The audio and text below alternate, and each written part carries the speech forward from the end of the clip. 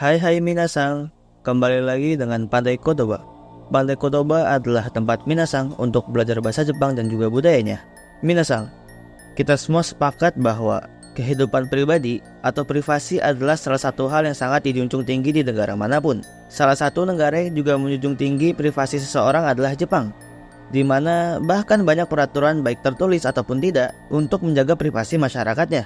Namun, ternyata di balik hukum yang menjaga ketertiban tersebut, ternyata stalker atau penguntit masih menjadi salah satu masalah serius yang terkadang menghantui masyarakat. Sutooka, atau yang jika diterjemahkan yang artinya penguntit, merupakan pengawasan yang tidak diinginkan dan dilakukan berulang kali, baik dilakukan oleh individu ataupun kelompok pada orang lain. Biasanya dalam prakteknya pelaku mengikuti korban tanpa sepengetahuan mereka dan mencari informasi tentang targetnya. Berdasarkan laporan dari website resmi Departemen Polisi Metropolitan Jepang atau dalam bahasa Jepang ya, Keishicho, pada Reiwa Yoneng atau di tahun 2022 tercatat ada 1.207 konsultasi mengenai kasus stalker di Jepang. Jumlah tersebut meningkat dibandingkan tahun sebelumnya yang berjumlah 1.102 kasus. Berbagai macam tindakan dilakukan seperti surat peringatan, penangkapan, bahkan sampai tindakan pidana dan lain-lain. Dalam laporan tersebut juga diperlihatkan presentasi dari jenis kelamin pelapor atau Sodansha no Seibetsu, di mana korban banyak didominasi dengan wanita sebanyak 963 wanita dan 244 laki-laki. Presentase tersebut terus berulang dari 4 tahun sebelumnya. Karena berbagai macam jenis kasus yang semakin berkembang, undang-undang peraturan penguntit pun tidak jarang direvisi oleh pemerintah Jepang setiap tahunnya. Pada tahun 2021, Sutooka Kiseiho atau hukum peraturan penguntit telah direvisi, dan begitu pula bagi subjek pelaku pun juga ditambah berdasarkan kasus-kasus yang sudah pernah terjadi.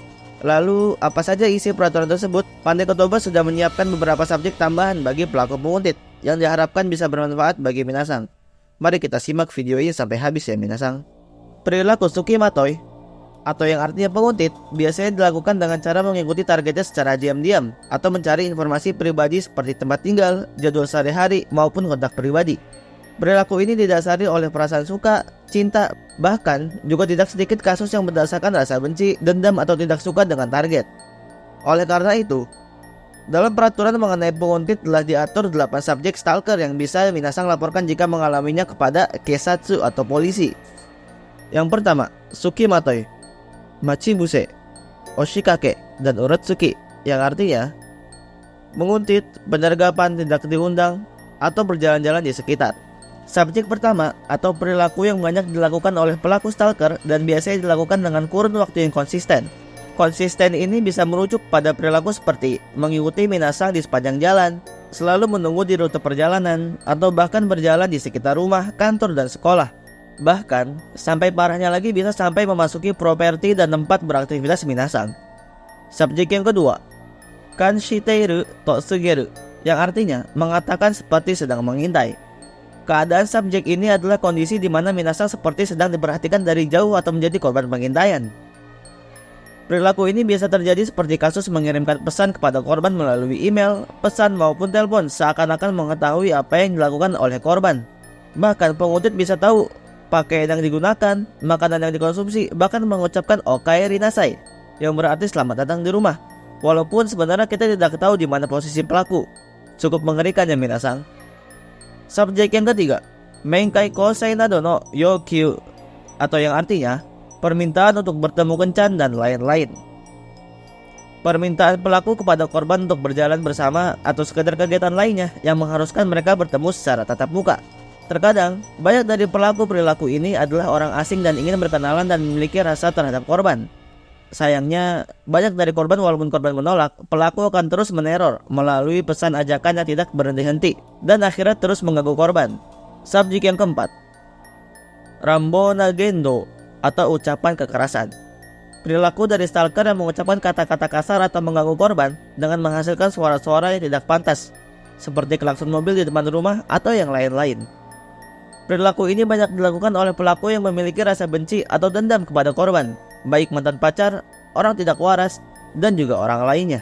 Subjek yang kelima, Mugen denwa, Renzo kushita denwa, Fakushimiru, Denshi meiru, SNS message to, atau yang artinya panggilan senyap, panggilan terus-menerus, email, pesan media sosial, dan lain-lain. Perilaku ini sering terjadi di zaman sekarang karena banyak orang yang menggunakan akun anonim, sehingga tidak memperlihatkan identitas asli kepada target pelaku. Pesan dan juga telepon yang tidak jelas dan bahkan melakukannya hanya untuk mengungkapkan perasaannya setiap hari adalah bentuk tindakan yang dilakukan oleh subjek ini. Stalker tipe ini sangat marak terjadi dan korban mayoritasnya adalah anak-anak muda Jepang, khususnya wanita. Subjek yang keenam, Obutsu nado no sofu, atau yang artinya mengirimkan kotoran atau yang lain-lain. Perilaku ini pastinya sangat menjijikkan bagi banyak orang, karena pelakunya biasanya akan mengirimkan barang-barang yang disturbing atau mengganggu seperti bangkai hewan mati dan kotoran sebagai bentuk rasa benci kepada korban. Lebih parahnya, terkadang paket ini dikirim bukan hanya ke tempat tinggal korban saja, tetapi juga bisa ke tempat kerja korban. Subjek yang ketujuh, Meiyo wo kizutsukeru, atau yang artinya melukai kehormatan atau perasaan seseorang. Dalam era media sosial yang sangat bebas pada masa kini, waruguchi atau perkataan buruk dan juga ujaran kebencian sangatlah mudah dilakukan oleh siapa saja, tidak terbatas oleh umur, gender maupun status sosial.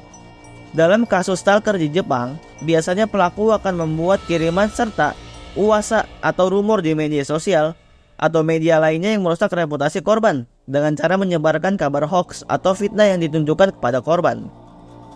Subjek yang ke-8, Seiteki Shuchishin no Shingai, atau yang artinya pelanggaran yang menyebabkan rasa malu secara seksual. Perilaku subjek ini adalah kondisi di mana pelaku yang menyebarkan foto cabul dan lain-lain baik secara fisik maupun mempostingnya di media sosial. Tindakan lainnya adalah dengan mengatakan kata-kata kotor dan cabul melalui surat atau telepon yang membuat korban merasa tidak nyaman. Pelaku dari subjek ini biasanya adalah mantan pacar yang tidak terima dengan berakhirnya hubungan bersama korban. Itulah 8 subjek pelaku kejahatan atau stalker yang terdapat di perundang-undangan mengenai penguntit oleh pemerintahan Jepang. Kasus penguntit adalah masalah yang dianggap serius karena dapat mengganggu kehidupan pribadi seseorang, merugikan pihak korban, bahkan sampai kepada kasus pembunuhan. Jika minasang yang sedang berada di Jepang dan mengalami 8 perilaku stalker yang telah Pandai Kotoba sebutkan tadi, minasang bisa segera hubungi polisi atau keluarga atau teman dekat minasang ya, agar upaya antisipasi bisa segera dilakukan. Tidak hanya untuk minasang yang di Jepang, yang di Indonesia juga harus melakukan hal yang sama ya. Mengenai fenomena stalker juga menjadi salah satu masalah di Jepang. Semoga video ini bermanfaat dan bisa menjadi pengetahuan baru ya untuk minasang. Daripada menyukai seseorang dan menjadi seorang penguntit, lebih baik minasang ikut yang namanya gokong atau kencan buta di Jepang. Nah, Pandai Kotoba pernah membahas video tentang gokong atau kencan buta di Jepang. Mungkin bagi minasang yang tertarik untuk mengetahui apa itu gokong dan bagaimana cara ikutnya, minasang bisa simak video Pandai Kotoba yang berjudul Gokong atau Kencan Buta. Nah, bagi minasang yang ingin mengetahui banyak budaya Jepang, hal apa aja yang ada di Jepang, dan bagaimana cara persiapan kerja di Jepang, minasang bisa subscribe YouTube Pandai Kotoba. Dan bagi minasang yang ingin belajar bahasa Jepang, minasang bisa follow Instagram Pandai Kotoba. Sampai jumpa di video selanjutnya. Ya, matane. Bye-bye.